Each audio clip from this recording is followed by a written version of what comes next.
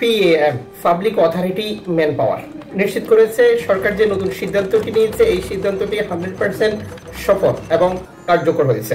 যখন থেকে এই সিদ্ধান্তটি কার্যকর হয়েছে তার আগ পর্যন্ত 35,000 এক্সিট পারমিট তারা সাপ্লাই দিয়েছে বা ডেলিভারি দিয়েছে। আর এই সম্পূর্ণ প্রক্রিয়াটি সম্ভব হয়েছে সাহেল অ্যাপ্লিকেশনের মাধ্যমে আবেদন করার পরে বিভিন্ন কফিল কোম্পানি স্পন্সরের মাধ্যমে, যা সর্বনিম্ন 24 ঘন্টা সর্বোচ্চ 7 দিন আগেই আবেদন করা যাচ্ছে। যদিও সরকারের এই সিদ্ধান্ত নিয়ে দেশে এবং বিদেশে মানবাধিকার সংগঠন, কেন্দ্রীয় সংস্থা সহ বিভিন্ন মাধ্যমে তীব্র সমালোচনা চলছে, কিন্তু এই সকল সমালোচনার পরেও সরকার যে সিদ্ধান্ত নিয়েছে সেটি কার্যকর হয়েছে এবং গতকাল যারা দেশে গেছে তাদেরকে অবশ্যই এক্সিট পারমিট নিয়েই যেতে হয়েছে। তবে এটা শুধুমাত্র 18 নম্বর আর্টিকেলদের জন্য। আশা করি একবারে ক্লিয়ার হয়ে গেছেন যে 20 নম্বর আর্টিকেল এটির আওতায় নেই। 20 নম্বর যেটা খাদিম ভিসাধারীরা, এটা এক্সিট পারমিট তাদেরকে নিতে হচ্ছে না বা এটার কোনো প্রয়োজনও থাকছে না। তবে এই এক্সিট পারমিটের সাথে বেশ কিছু বিষয় যুক্ত হয়েছে, আমরা সেই ব্যাপারে আপনাদের সাথে পরে আসছি। যে তথ্যটি শেয়ার করা হয়েছে পিএম থেকে, 1 জুলাই থেকে কার্যকর কুয়েতের জনশক্তি কর্তৃপক্ষ একটি মন্ত্রী পর্যায়ের নির্দেশনা কার্যকর শুরু করে, যেখানে বেসরকারি খাতে প্রবাসী কর্মীদের দেশে যেতে মানে কুয়েত ছাড়ার আগে অবশ্যই নিয়োগকর্তার অনুমোদিত এক্সিট পারমিট নিতে হয়।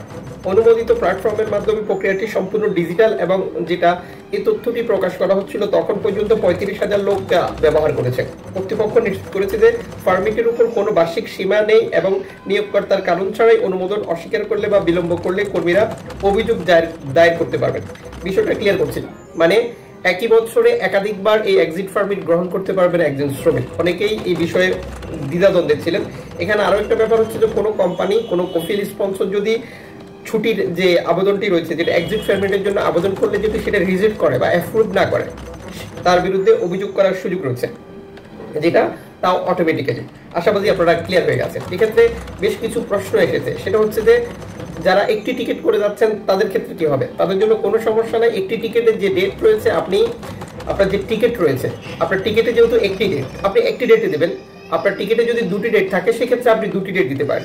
তবে যখন এই তথ্যটি তৈরি করছি তখন পর্যন্ত যেহেতু মাত্র 2 দিন হয়েছে, এখন পর্যন্ত আসার ক্ষেত্রে কোনো ধরনের জটিলতার মুখোমুখির কোনো খবর পাওয়া যায়নি, যেটা সামনের দিনগুলিতে আরো ক্লিয়ার হয়ে যাবে।